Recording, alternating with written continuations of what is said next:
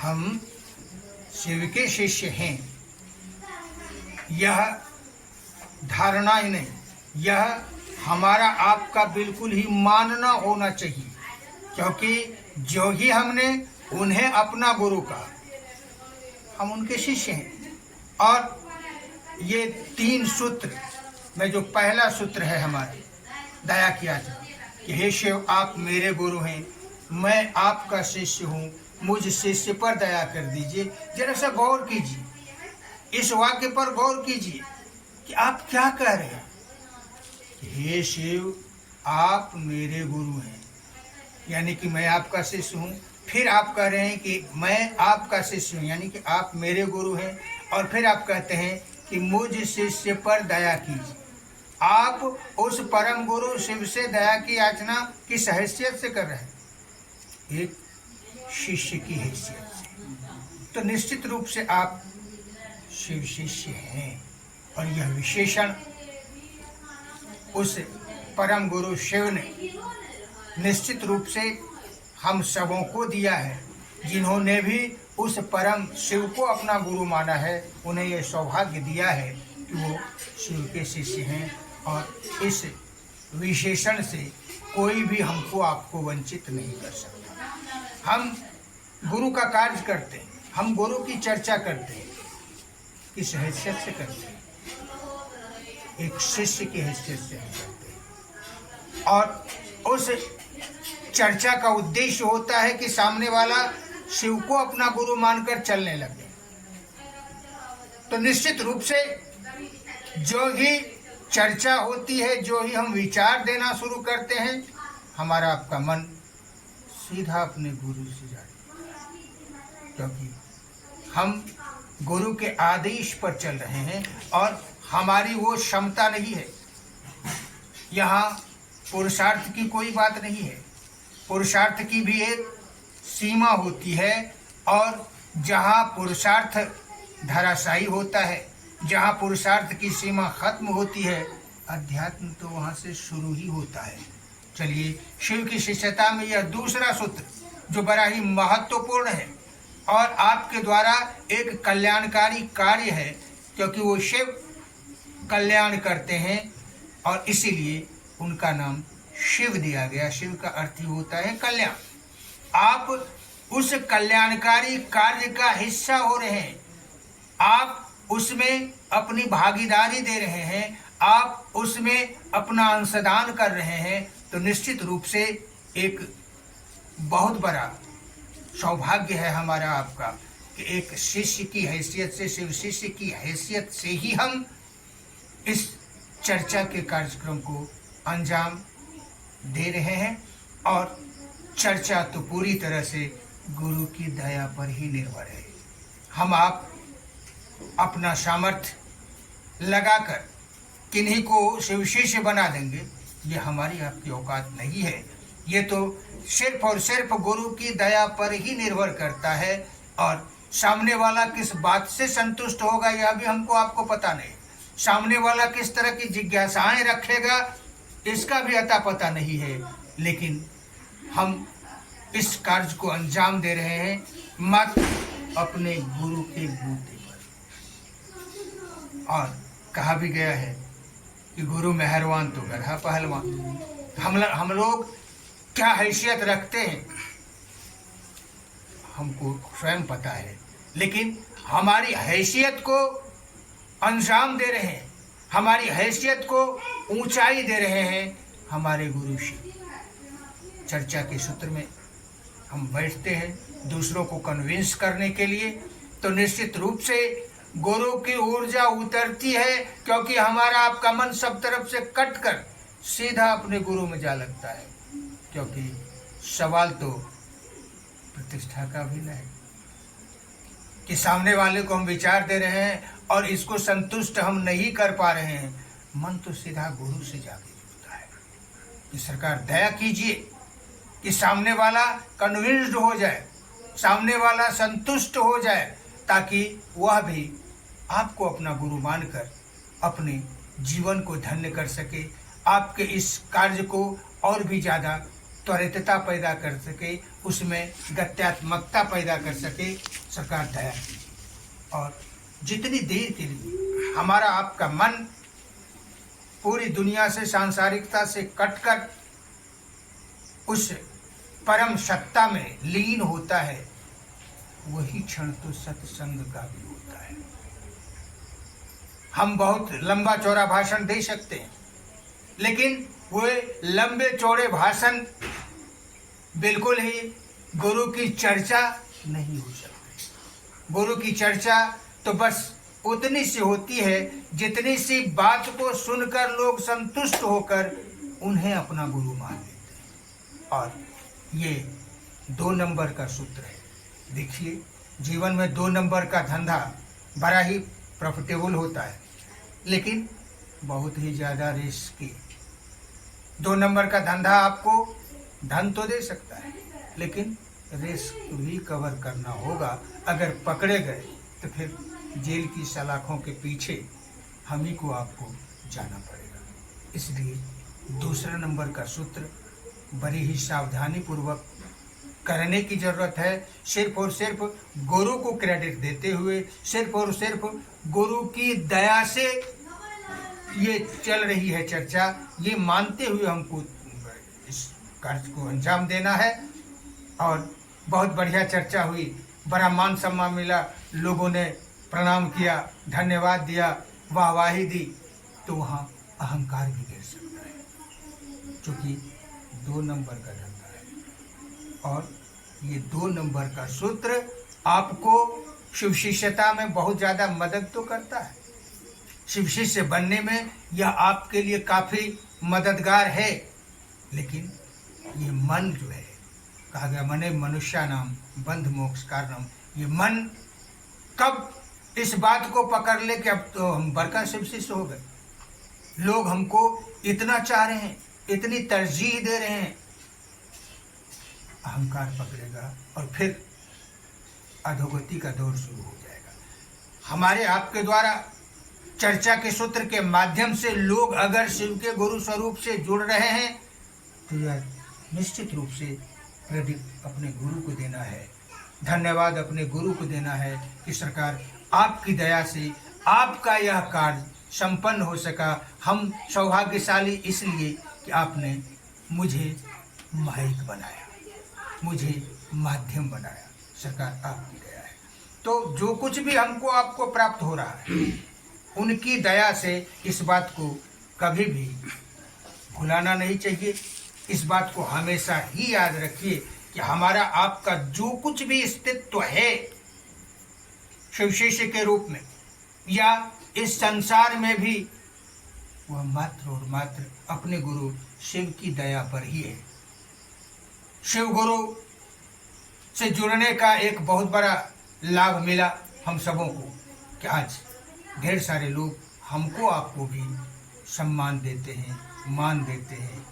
वो है ना एक भजन कि मुझे कौन पूछता था तेरी बंदगी से पहले, मैं तुम्ही को ढूंढता था इस जिंदगी से पहले। तो निश्चित रूप से हम आप एक शिव शिष्य के रूप में अगर गतिमान हैं, चलायमान हैं, तो यह उस परम गुरु शिव की ही दया है और हमारी आपकी सोच, हमारे आपके उस मजबूत विचार का परिणाम है कि हम इस दिशा में चलते हुए इस कार्य को अंजाम दे रहे हैं। तीसरा सूत्र है नमः शिवाय, पंचाक्षरी महामंत्र के द्वारा अपने गुरु शिव को प्रणाम करना है। अब हमारे यहाँ तो है, यह हर धर्म में, हर संप्रदाय में प्रणाम करने की परंपरा है। वो तरीके अलग हो सकते हैं, लेकिन प्रणाम लोग करते हैं। चलिए, और प्रणाम का मूल उद्देश्य होता है कि अंतस्थल से, आंतरिक तल से, हृदय के तल से नमन हो। और नमन की स्थिति तब होगी जब हमारा आपका अहंकार हमारे आपके आरे नहीं आएगा। अहंकार यह कि हम इतने पढ़े लिखे हैं, हम इतने पैसे वाले हैं, हम इतने ऊंचे ओहदे पर हैं, चलो कैसे किसी को इनको प्रणाम करेंगे हम, ये तो मजदूर क्लास का आदमी है, ये हल जोतता है, भैंस चराता है, घास काटता है, दूसरों के यहाँ नौकरी चाकरी करता है, लेकिन एक शिव शिष्य जिसने आध्यात्मिक जीवन को जिया है, जिसके अंदर आध्यात्मिकता उतरी है, निश्चित रूप से वो इस बात को कभी भी अपनी जहन में नहीं आने देगा कि हम इतने पढ़े लिखे हैं, हम इतने पैसे वाले हैं, हम इतने बड़े ओहदे पर हैं। ये कभी उनको राश नहीं आएगी बात, क्योंकि उसके अंदर का वह भाव, शिव भाव, जो शिव गुरु की दया से उसे मिला हुआ है, उसके अंदर की वो अनुशासनात्मक प्रवृत्ति, उनके अंदर की एक बिल्कुल ही नए संस्कार के रूप में अभ्युदय उनके मन का, जो किसी के लिए भी मान सम्मान देने के लिए हमेशा ही तत्पर रहता है, और यह शिव गुरु की दया से ही संभव हो सकता है। नमः शिवाय का अर्थ ही होता है शिव को प्रणाम। शिव हमारे गुरु हैं। अपने से बड़ों को हम प्रणाम करते रहें, ढेर सारे तरीके रहे प्रणाम के, दंडवत करते रहे लोग, पाँव छूते रहे लोग, हाथ जोड़कर भी प्रणाम करते रहे, लेकिन मूलतः प्रणाम भाव से होता है। जब हमारा आपका सही मायने में अहंकार घिरा हुआ होता है, अहंकार से हम वंचित रहते हैं, उस समय जो प्रणाम निकलता है तो निश्चित रूप से वह प्रणाम सही प्रणाम है। हमारे गुरु शिव जो मूलतः भाव सत्ता है, वहाँ तो भाव जनित ही नमन जाएगा, भाव जनित ही प्रणाम जाएगा, और यह नमः शिवाय तभी फलित हो सकता है, तभी हमारे आपके जीवन में सही रूप में परिभाषित हो सकता है, जब हमारे आपके अंतस्थल से भाव से नमः शिवाय हो सके। और यह भी उनकी दया से ही संभव है। उनकी दया के बगैर कुछ भी नहीं हो सकता। उनकी दया के बगैर हम उनकी चर्चा भी नहीं कर सकते। उनकी दया के बगैर हम उनको नमः शिवाय भी नहीं कर सकते। चलिए उनकी दया हो ताकि हमारा आपका सही मायने में नमन हो सके, और हमारा जो अहंकार है जीव भाव का, वो जब तक नहीं गिरेगा तब तक नमन की स्थिति बनेगी। और गुरु इसीलिए होते हैं कि शिष्य का आमूल चूल परिवर्तन हो जाए। जो कल था वो आज ना रहे, और मूल तो आज ही है, मूल तो वर्तमान ही है, और वर्तमान सही तो सब सही। और इस वर्तमान को अगर सही रखना है तो चलिए वर्तमान से जुड़िए। वर्तमान सिर्फ और सिर्फ वो शिव है, वो परमात्मा है, वो थे, वो हैं, वो रहेंगे, और हमारा आपका जो कुछ भी है वर्तमान ही है। वर्तमान सही तो सब सही।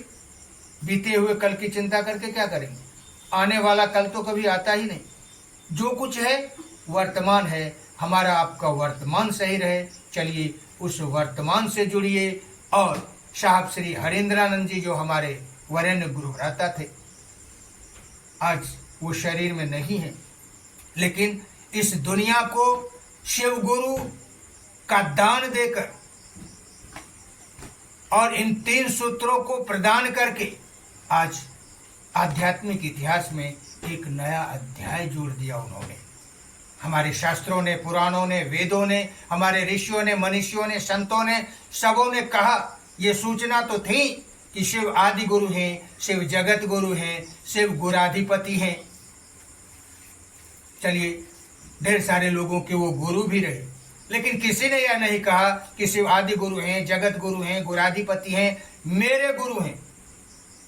चलिए यहाँ तक भी अगर किसी ने कहा हो तो इससे आगे नहीं कहा। और इससे आगे जो हरेंद्रानंद जी ने कहा वो किसी ने नहीं कहा कि वो शिव आदि गुरु हैं, जगत गुरु हैं, गुराधिपति हैं, मेरे गुरु हैं, आपके भी गुरु हो सकते हैं। और यह उपहार पूरे जगत को दे दिया उन्होंने।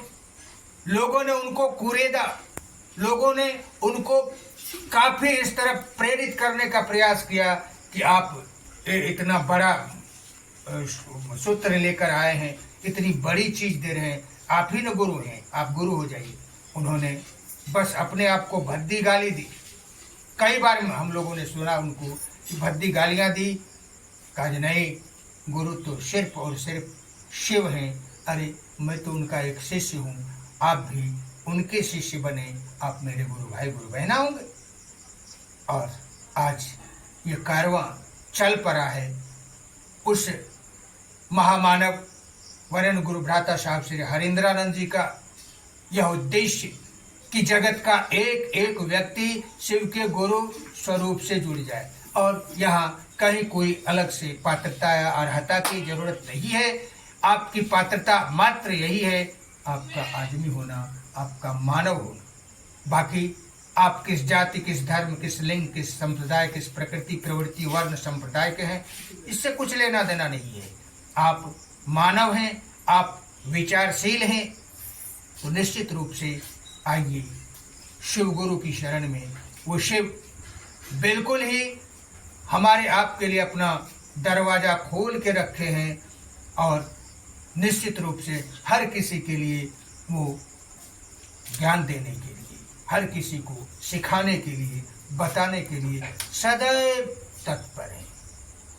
इन 3 सूत्रों का अवलंबन करें हम, और निश्चित रूप से आज जिस वगिया को हमारे वरेण्य गुरु भ्राता साहब श्री हरींद्रानंद जी ने लगाया है, उस बगिया में इतने सारे विविध प्रकार के सुंदर सुंदर फूल खिले हैं।